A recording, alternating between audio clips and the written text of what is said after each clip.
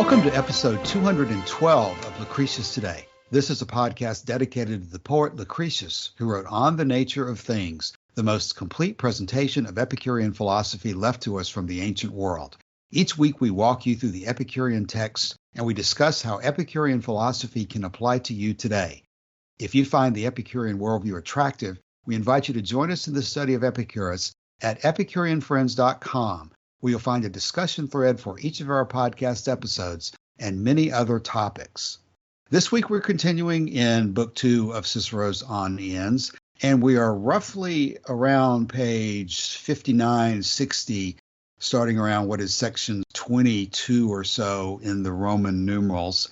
And last week, we devoted most of the episode to a discussion of this argument that Cicero was raising based on something that Cleanthes, the Stoic, had said. And as an aside, before I go further, it's very interesting to me how there are many allusions that Cicero brings up in these arguments and citations to people like Cleanthes or Chrysippus, and these sort of mocking challenges or riddles such as Chrysippus' hand, or the host who is pouring wine versus the guest that is drinking wine, and the men who are neither being tortured nor in exquisite pleasure but are somewhere in between. He's preserving for us these images that are very deep and have a lot of implications about how to really understand both Cicero's position and Epicurus' position. Last week, the image that we were talking about was where Cleanthes had suggested that we should imagine a picture of pleasure in the center of a painting on a throne with the virtues as basically the handmaidens or the slaves of pleasure attending pleasure, rather than the other way around, with pleasure being secondary to virtue, as Cicero and Cleanthes, the Stoics, and so forth believe. And he was contrasting that image to images that Torquatus had presented earlier on of men who are surrounded by pleasures of all kinds and who are strong in mind and body and don't have any fear of pain or hell or torture after death or any of those things. Cicero's bringing up these images that are being used to illustrate the respective positions.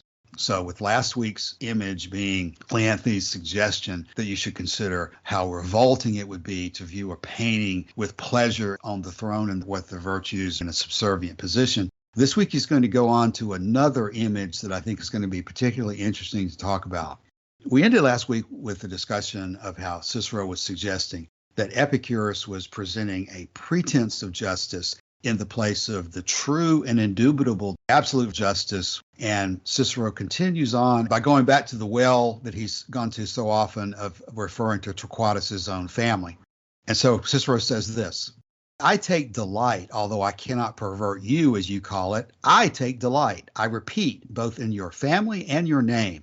And I declare that before my eyes there rises a vision of that most excellent man and very true friend of mine, Aulus Torquatus, whose great and conspicuous zeal for me, at that crisis which is familiar to everyone, must be well known to both of you. Though I myself, while anxious to be and to be considered thankful, should not think such services deserving of gratitude, were it not plain to me that he was my friend for my sake, and not for his own.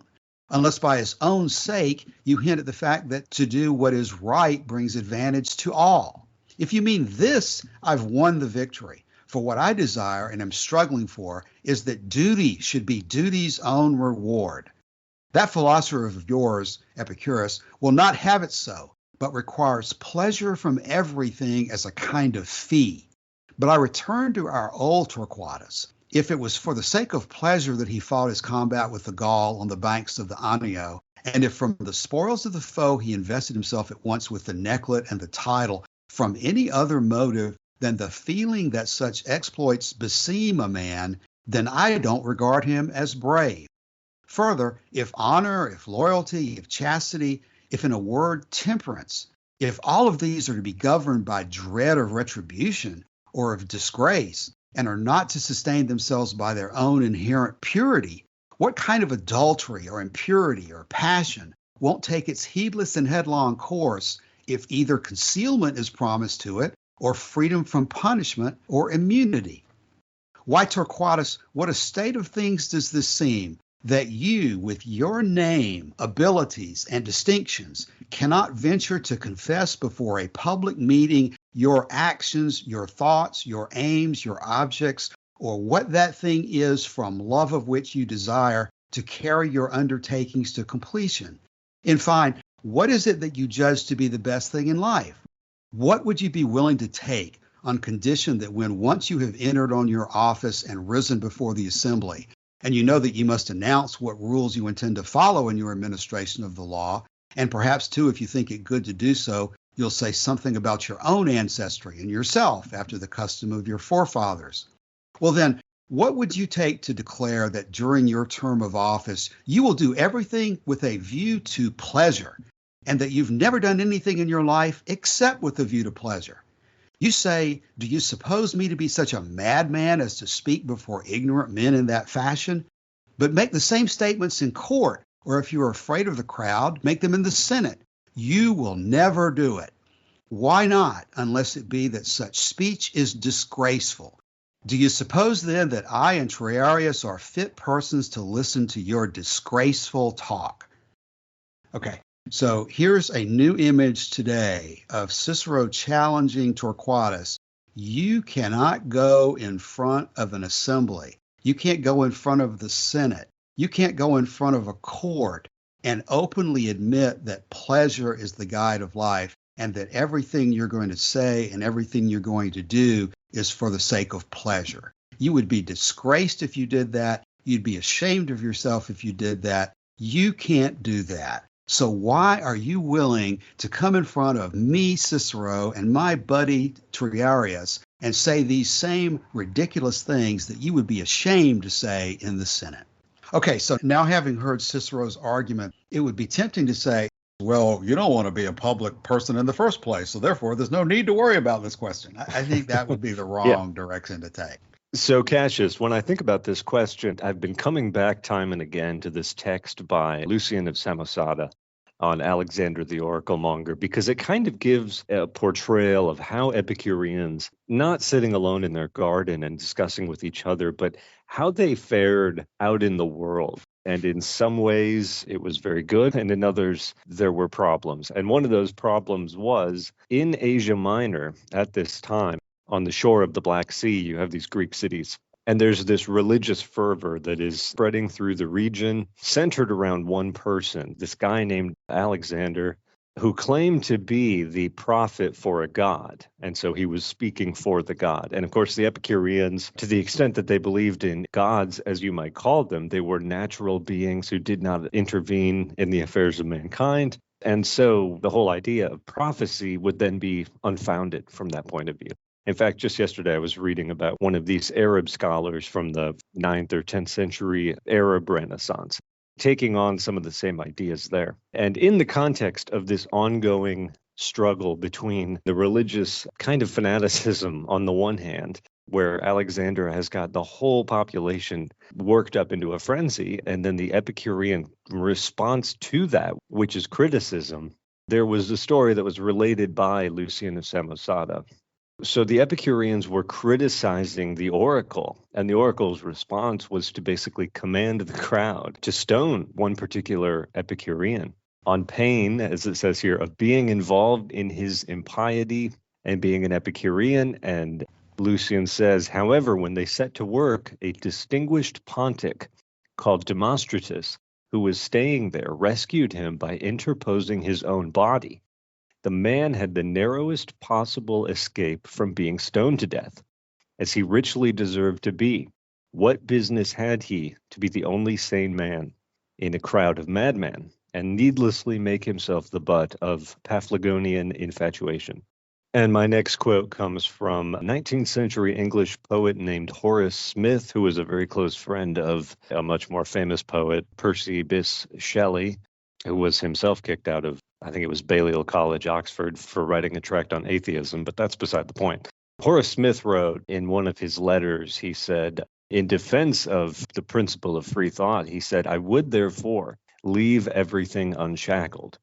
What is true will stand, and what is false ought to fall, whatever the consequences. Ought we not to feel ashamed that Lucretius could publish his book in the teeth of an established religion, while martyrs are groaning in perpetual imprisonment for expressing a conscientious dissent from Christianity? What I mean to convey by selecting these two examples of Epicureans and people like them in the public square and the response that they give is that, Cicero, it doesn't matter if virtue sounds great. That doesn't mean that it's the end. His whole test of virtue was that if anything virtuous is beautiful of its own accord or admired of its own accord and not by regard to anything else, then we should say that virtue is the good. It kind of depends on what you choose to test the good by. Although Torquatus in book 1 of this text said that the good, in the opinion of all wise men, was that which we test everything else by, but the good itself by nothing. But you have to have some standard for how you come up with this stuff. And for Epicurus, part of that standard of identifying the telos was looking to the young of all creatures. Cicero has already dealt with that objection. Now we're getting into Cicero's response. And what he's saying is, no, you don't look to the young of all creatures. You look to virtuous actions that are praiseworthy in their own right and not for some other reason. And he certainly wouldn't say that they were praiseworthy for pleasure. In fact, he says here that the ancestor of our Torquatus, if he did what he did for pleasure and not for a sense of virtue or a sense of duty, then he wouldn't have been moral to do it. It wouldn't have been praiseworthy for him to do that. So this is all kind of complicated, but we have to grapple with this problem, which is that, in a sense, Cicero is right. If you broadcast to the world that pleasure is the goal of your philosophy, people are going to think less of you. In point of fact, there's been a very recent book published within the last few years by a senator from Missouri in which he takes Epicureanism to task and blames it for a lot of the problems that he perceives to exist in society today. So it's true that if you stood on the Senate floor, your inaugural address as president or prime minister or whatever it was to say, everything I'm going to do in my administration or in my government is solely for the purpose of pleasure. It's true that people will turn you into a laughing stock. And so it's a very difficult question as to how we should respond to that and what advice you would give to Torquatus, who has one foot in each world here in a way that is somewhat challenging to do. You've said a lot there. Let me go back on several pieces of what you mentioned there, Joshua, because I think you've done a good job of describing exactly what the problem is. We were joking before we started that I can hear some people saying, well, you shouldn't be in the public square in the first place, so therefore this whole argument makes no sense because an Epicurean's never going to do anything except stay in his garden and read his books and talk to a couple of friends and eat figs and cheese. And I think that would be exactly the wrong way to approach this because it's a really serious subject. And in fact, Cicero ends up at the end of what I read before, bringing it back home by saying, the reason I'm saying this is you can't say this in front of the Senate. Why do you think you can say it in front of me, your friend, basically? So it's a very challenging question to come down and say, can you defend pleasure eloquently, persuasively? And one of the things you've mentioned there is that if you simply accept the definitions of pleasure that Cicero is insisting to work with, you can't defend it effectively because the definition that Cicero is using is too narrow and he is slanting the scales against you. He's got his finger on one side, slanting it against you by using a definition of pleasure that is incomplete in the perspective of Epicurus. Now, you've raised Lucian of Samosata, who we talk about all the time. One of these days, we're going to have to expand our citations and also go into the death of Peregrine, which is a similar essay by Lucian, also attacking a purveyor of supernatural religion, in this case, a Christian. But staying with Alexander, as we generally do, because we have such a good dialogue here, talking specifically about Epicurus, it's certainly going to be true that it's crazy to go into certain situations in public and give a presentation on pleasure and say that pleasure is the goal of life. You don't want to walk into your neighborhood church necessarily or your neighborhood fundamentalist convention and think that you're going to get a good reception. So you have to use intelligence in deciding who and where and how to speak. But Epicurus is well known for having said that he would prefer to speak in oracles that nobody understood, but say the right thing than to just simply go along with the whims of the multitude. I think that's a very important quote that would apply to this situation. And when Lucian is talking about the confrontation of the Epicureans against Alexander the oracle monger, another part of the essay says this. He says, "At this point, my dear Celsus, we may, if we will be candid, make some allowance for these Paphlagonians and Pontics. The poor, uneducated fatheads might well be taken in when they handled the serpent, a privilege which was conceded to all who chose to do so, and saw in that dim light its head with the mouth that opened and shut. It was an occasion for a Democritus, nay, for an Epicurus or a Metrodorus, perhaps, a man whose intelligence was steeled against such assaults by skepticism and insight, and one who, if he could not detect the precise imposture, would at any rate have been perfectly certain that although this escaped him, the whole thing was a lie and an impossibility. So there's good examples that Lucian is quoting of how the Epicureans would in fact have stood up on the right occasions and in the right situations against what Alexander was doing, and that in fact the Epicureans would be the leaders in this type of confrontation, as opposed to the Stoics or the Christians or the others who are willing to go along with it. You certainly have to choose the right occasion for what you're going to say, but you are going to stand up and be confident and be open in the right circumstance about your position. It's ironic to me also as we think about what Cicero is saying here. Obviously, he's writing this a number of years before the situation so deteriorated that he was killed by Antony's men. He had an exchange of letters between himself and Cassius Longinus, which is preserved in the record. And at that point, Cicero had been shunted aside from the heart of the political confrontation against Antony and Octavian. And he was having to rely on other people to carry on the fight for what he thought was the virtuous side of the Roman Civil War. And the irony is that he was at that point having to look to Cassius Longinus, an Epicurean, to be the leader of what he thought was the side that was fighting hard for virtue. And in the letters, we have Cicero admitting that maybe his estimation of Epicureanism was wrong, because he says from a letter from Cicero to Cassius written in Rome in 45 BC, he says, "And yet to whom am I talking? To you, Cassius, the most gallant gentleman in the world, who ever since you set foot in the Forum have done nothing but what bears every mark of the most impressive distinction. Why, in that very school you have selected," and he's referring to the Epicurean school, "why, in that very school you have selected, I apprehend there is more vitality than I should have supposed, if only because it has your approval." So you have Cicero even having to record for history that maybe his own estimation of Epicurean philosophy was too harsh. And in that same correspondence, to go to the next point of actually giving a potential example of what you would say if you're in the public sphere and you're attempting to talk about motivation in life from the Epicurean perspective, we have Cassius's letter to Cicero, also from 45 BC. And I'll quote from that too. Cassius saying this, quote, "I hope you are well. I assure you that on this tour of mine, there is nothing that gives me more pleasure than to write to you, for I seem to be talking and joking with you face to face." And here's the part that's relevant to today.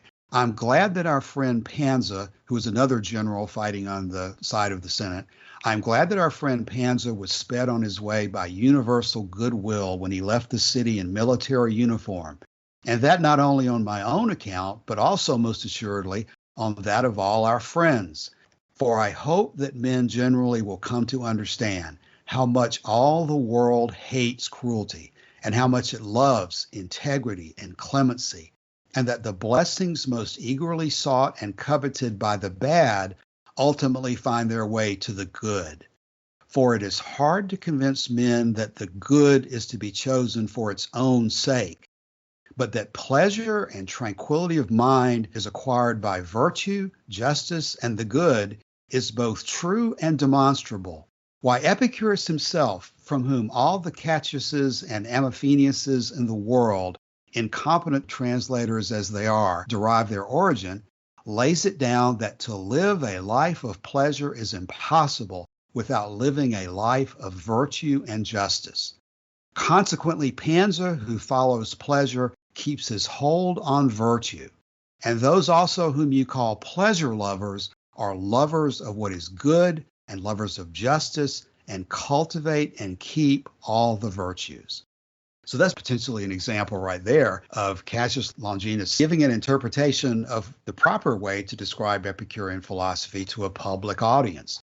You do what we talk about all the time in our podcast and on Epicurean Friends, is give a complete and full definition of the word pleasure and link it properly to virtue and those good things that come from acting virtuously in the form of pleasure.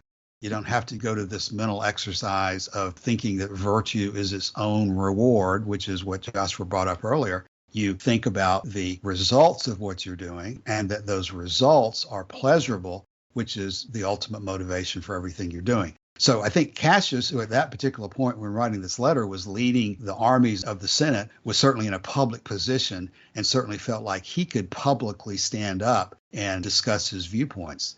So what Cicero is suggesting here is certainly possible, but it has to be done properly and with intelligence.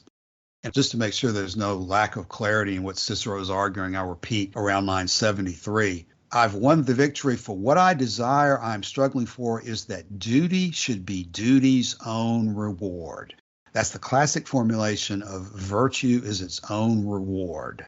To look for a reward, to look for the pleasurable results that come from being virtuous, strips virtue and duty of its dignity and its honor, according to Cicero.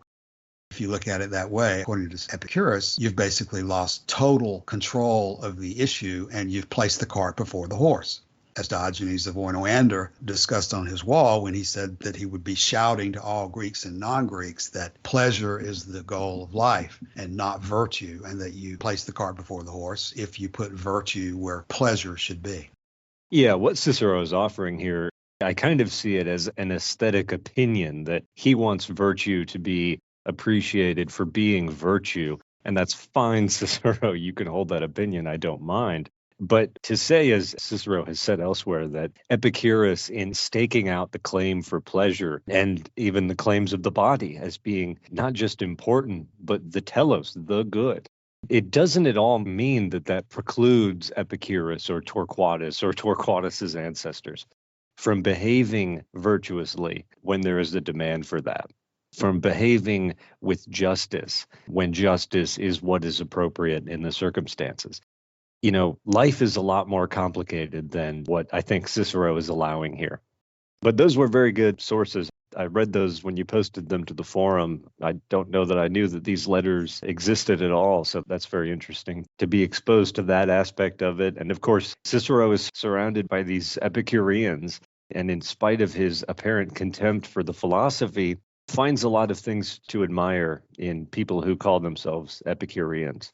Cicero would say that insofar as you behave appropriately in the political sphere, insofar as you are a virtuous and just and moral and dutiful and upright person, you have to abandon your advocacy of pleasure. But there's no reason that both of those things can't be true or can't be useful.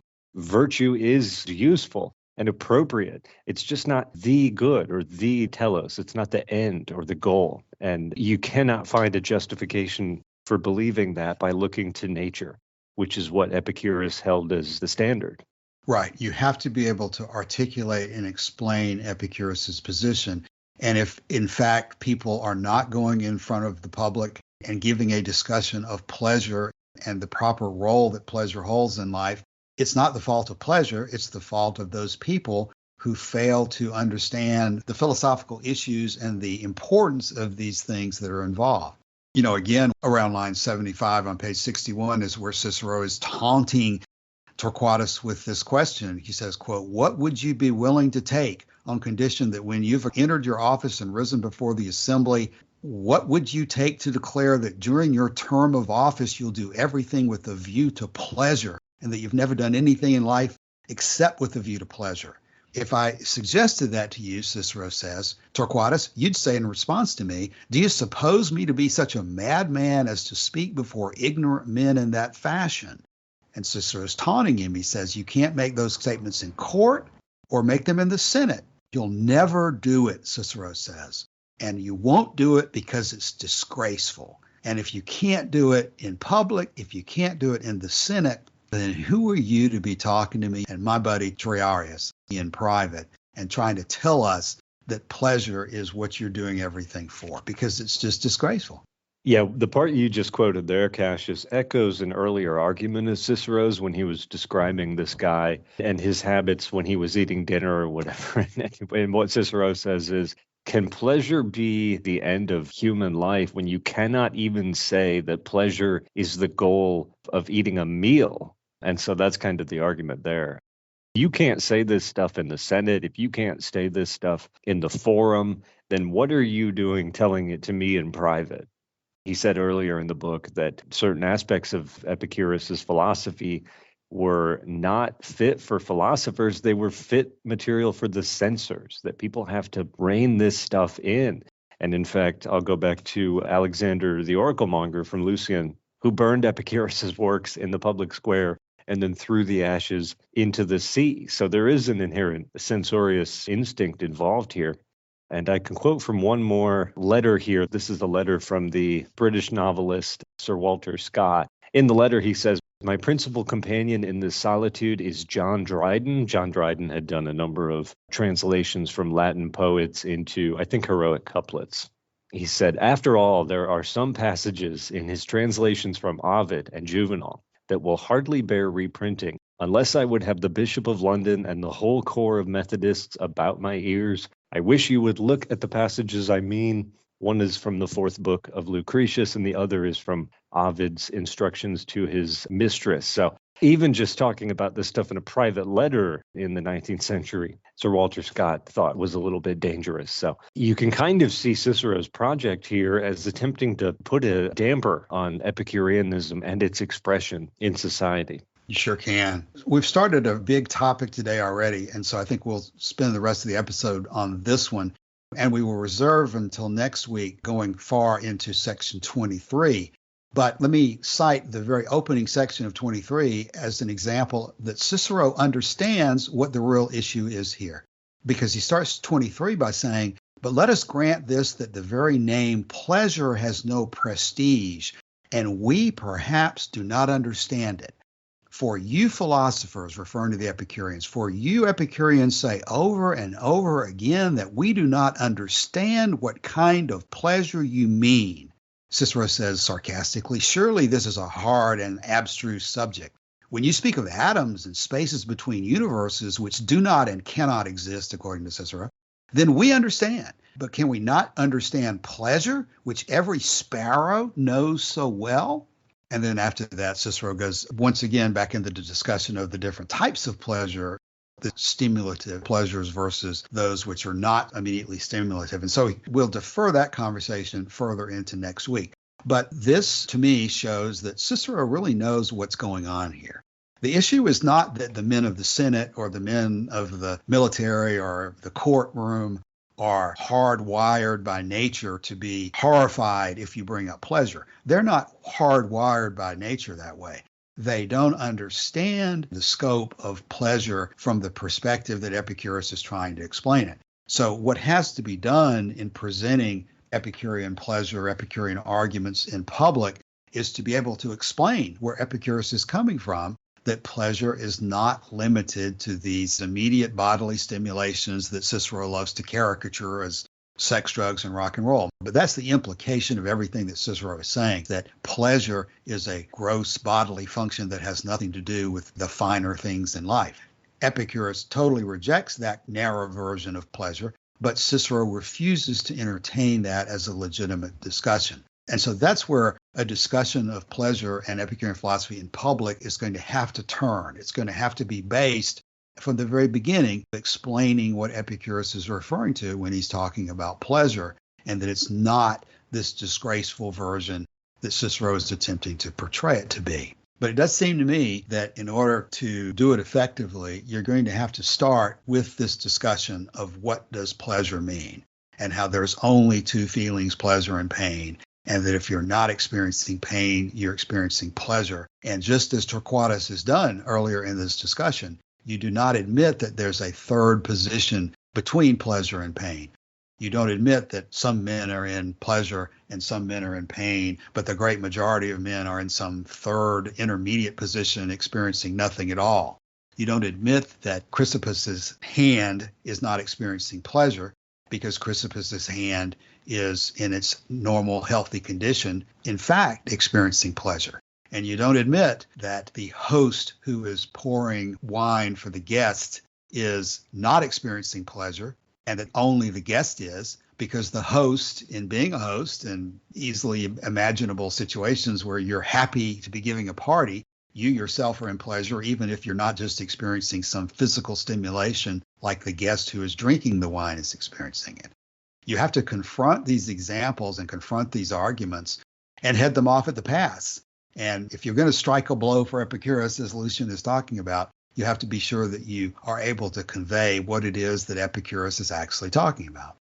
In thinking about this episode for today, one negative example that came to my mind is some people might be aware there was a 1940s movie starring Gary Cooper called The Fountainhead, in which the very controversial Ayn Rand had written a book about an architect who goes in front of a courtroom and at the end of the story has to give a presentation, an explanation of something he has done. And of course, in The Fountainhead, in Ayn Rand terms, he ends up arguing about self-interest and attempting to explain what he means by self-interest.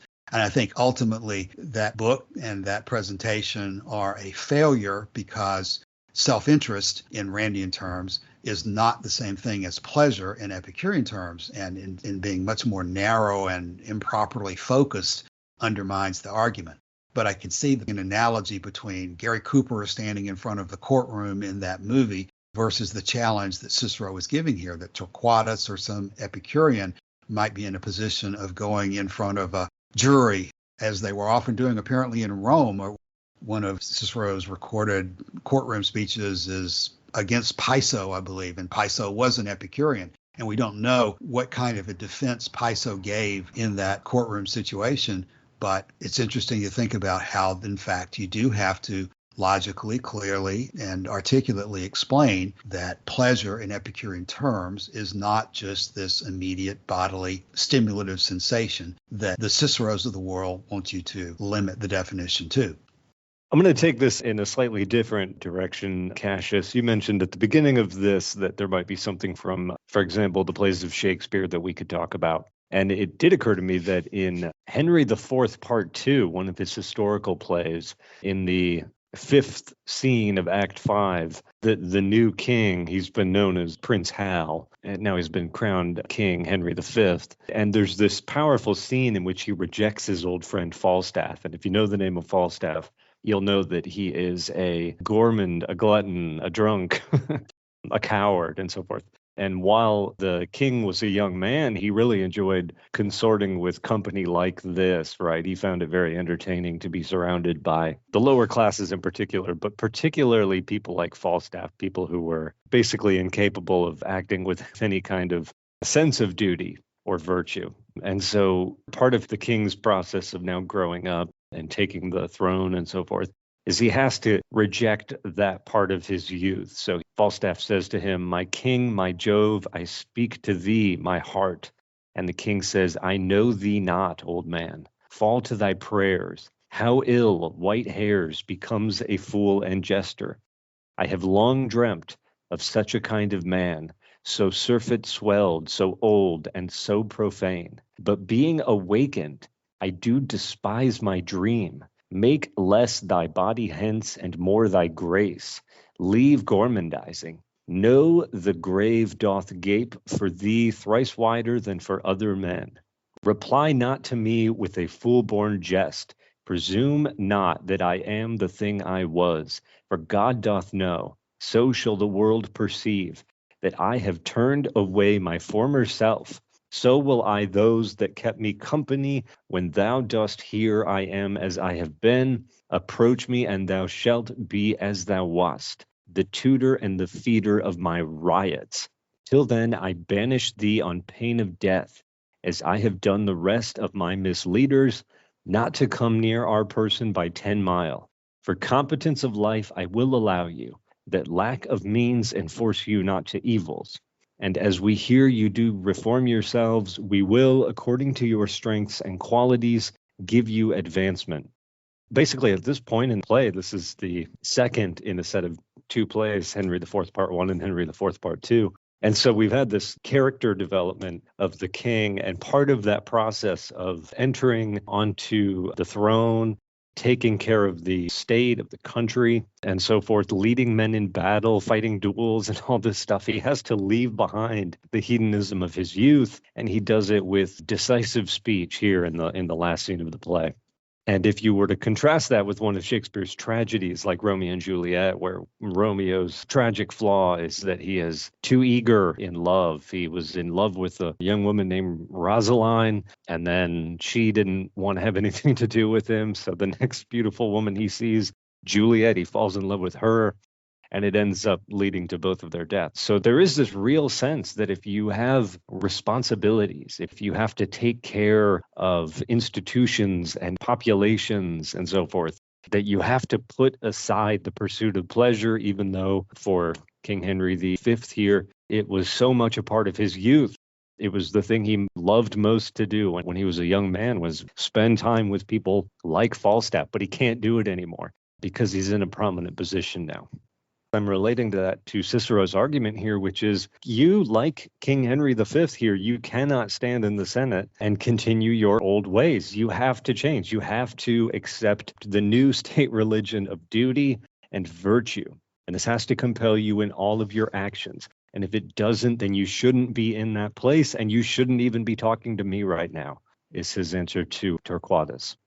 Yes, we've been talking on the forum about to what extent Shakespeare might embody Epicurean viewpoints, and I don't know the rest of that play and what happens in that situation, but if Shakespeare is endorsing that position from that particular king, then that would be pretty good evidence to me that Shakespeare is not much of an Epicurean. Because you're exactly right. That sounds like an excellent illustration of the position that Cicero is taking, that pleasure and the public life and public responsibility and responsibility towards other people in general, no matter how you designate it in terms of public versus private, that those things are inconsistent with the pursuit of pleasure. And so, again, don't know much about the rest of that play and whether there's any relevance to pursuing that analogy further or not. But for an Epicurean to pursue his philosophy and understand it and be confident about it, he's going to have to formulate the way that you would respond to those kind of criticisms. And at least at the moment, I'm not sure I can do any better than to continue to cite what Cassius Longinus, again, was saying back in that letter to Cicero, when he specifically, in the midst of this war for the future of the Roman Republic, was citing Epicurean philosophy as the basis for what he's doing and saying, again, that I hope that men will generally come to understand how much all the world hates cruelty and how much it loves integrity and clemency, and that the blessings most eagerly sought and coveted by the bad ultimately find their way to the good. And this is the part that has to be explained. Cicero is already convinced of it, but Cassius's position is it's hard to convince men that the good is to be chosen for its own sake. But Cassius says that pleasure and tranquility of mind is acquired by virtue, justice, and the good is both true and demonstrable. So the point being there is that one way to talk to the multitude is going to be to point out to them how true and demonstrable it is that virtue, justice, and the good do produce pleasure and tranquility of mind. And if those are things that you're interested in having, that's why you're going to be virtuous. Kind of like Diogenes of Oinoander talking about how Epicurus established his position more firmly than do the Stoics. That is a more persuasive argument in favor of justice and goodness and virtue and wisdom and so forth than Cicero is ever able to construct, because it is immediately understandable to everybody that if they want to live a pleasurable life, that's the course they have to follow. They have to understand what justice and virtue and the good are all about. And then again, of course, linking that directly to what Epicurus said, Cassius says, why Epicurus himself lays it down that to live a life of pleasure is impossible without living a life of virtue and justice, and that consequently Pansa, who follows pleasure, keeps his hold on virtue, and that those whom you call pleasure lovers are in fact lovers of what is good and lovers of justice, and cultivate and keep all the virtues. So I would think that that is the proper way to approach things. I don't know whether anybody in any Shakespearean play ever goes in that direction or not, but I would look for something like that as an example of whether somebody really is understanding and promoting Epicurean philosophy or not. You know, when we covered the DeWitt material in Epicurus and his philosophy, There was a footnote, I think, in that book, which when you follow it up leads back to an oration by Demosthenes. And DeWitt makes the point, he says that what Demosthenes says in that oration, it's so easy to talk like this because there's nothing controversial about it, right? Demosthenes basically goes up and says, we sacrificed to Zeus, everything was good, so you're good there. We sacrificed all the other gods. Those omens were great. You're going to have a great time. It's going to be a great year. It's so easy for a political leader to stand up and tell the people exactly what they want to hear. And so as I listen to you reading these letters of Cicero and Cassius, to see a more complex relationship on how we understand these things is actually really refreshing, because so much of what you get is just, well, I'm virtuous and virtue is great and you're virtuous and all of this stuff about it, stuff that's so easy to say. And sometimes the thing that's hard to say is the thing that needs to be said. And that's nowhere more true than when we're talking about philosophy, which is the discipline where we study how we should live our lives. Yes, Josh. I can't remember the exact formulation, but how easy it is to go into the temple at Ephesus and say, great is the goddess Diana. And Joshua, this reminds me of the way the Epicureans were challenging their opponents. I see on page 348 of DeWitt's book, he says that Clotus himself had worded the thesis to read, according to the dogmas of other philosophers, it is impossible to live at all. And DeWitt suggests that what he really meant was much less live happily. So that's apparently part of the responsive arguments of the Epicureans back then, is not only do we reject your argument, Cicero, but our argument in favor of virtuous living is stronger than yours can ever be, because we're placing the foundation of virtue on a firm basis of pleasure and not just letting it float out in the air as a goal in itself for unexplainable reasons. In fact, Torquatus has previously done the same thing with friendship in Book 1, where he got to the end of his discussion of why Epicurus puts friendship on a better foundation than the Stoics do. And he said, quote, from all these different views, we may conclude that not only are the principles of friendship left unconstrained if the supreme good is made to reside in pleasure, but that without this view, it is entirely impossible to discover a basis for friendship. So throughout all of these arguments, the Epicureans are maintaining that recognizing the truth that pleasure is the goal and the motivation that nature has given to us puts all of these arguments on a much stronger foundation than the Stoics, the Platonists could do themselves. And what Torquatus has said right after that is worth quoting, because it goes right along with what we're talking about as the best way to present Epicurean philosophy, because Torquatus said then, wherefore, if the doctrines I have stated are more dazzling and luminous than the sun itself, if they are draughts drawn from nature's spring, if our whole argument establishes its credit entirely by an appeal to our senses, that is to say, to witnesses who are untainted and unblemished, if speechless babies and even dumb beasts almost cry out that with nature our governor and guide, there is no good fortune but pleasure, no adverse fortune but pain, and their verdict upon these matters is neither perverted nor tainted, are we not bound to entertain the greatest gratitude for the man who, lending his ear to this voice of nature, as I may call it, grasped it in so strong and serious a spirit that he guided all thoroughly sober-minded men into the track of a peaceful, quiet, restful, happy life. And though you may think him ill-educated, the reason is that he held no education of any worth, but such as promoted the ordered life of happiness. Was he the man to spend his time in conning poets, as I and Triarius do on your advice, Cicero, when they afford no substantial benefit, and all the enjoyment they give is childish in kind? Or was he the man to waste himself like Plato upon music, geometry, mathematics, and astronomy, which not only start from false assumptions and so cannot be true, but if they were true, would not aid us one whit towards living a more agreeable, that is, a better life? Was he, I ask, the man to pursue these arts and thrust behind him the art of living, an art of such moment, so laborious too, and so correspondingly rich in fruit? Epicurus then was not uneducated, but those persons are uninstructed who think that subjects which it is disgraceful to a boy not to have learned are to be learned through life into old age.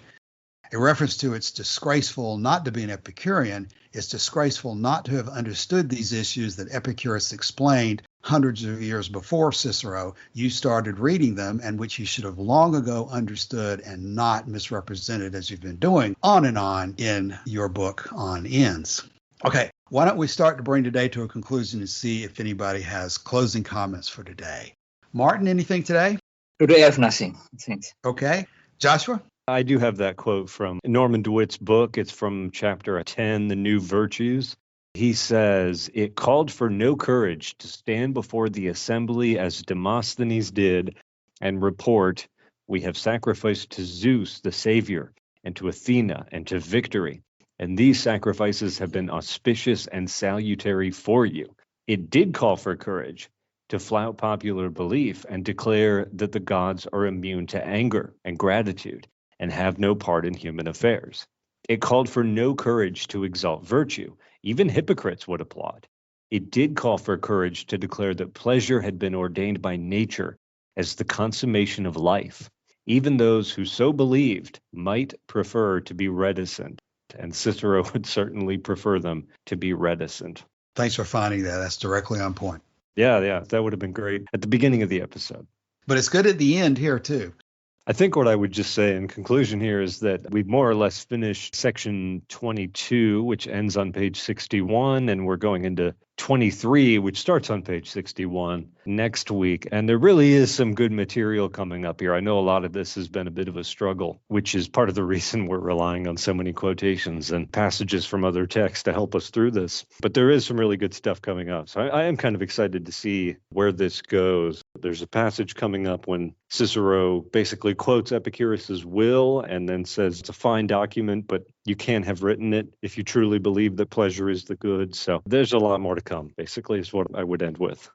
Yeah, I agree with you. Thinking of Cicero as a trial lawyer, we've been listening to an hour-long presentation where he's been in the middle of his argument and reviewing the facts that have been discussed before and talking about the things that the jury needs to think about before it makes its decision. But in the coming pages and the coming episodes, we're coming to his wind-up concluding summation. And I think we're going to see Cicero get a lot more intense than he's been already in carrying out this theme of the disgracefulness of pleasure and the disgracefulness of the Epicurean position and the nobility and goodness and virtuousness and highness of the Platonic, Stoic, anti-Epicurean position. So there's a lot more good material to come. We'll come back and do that next week. In the meantime, please drop by the forum if you have any questions or comments about this or any other of our episodes. We thank you for your time today. We'll be back next week. Bye.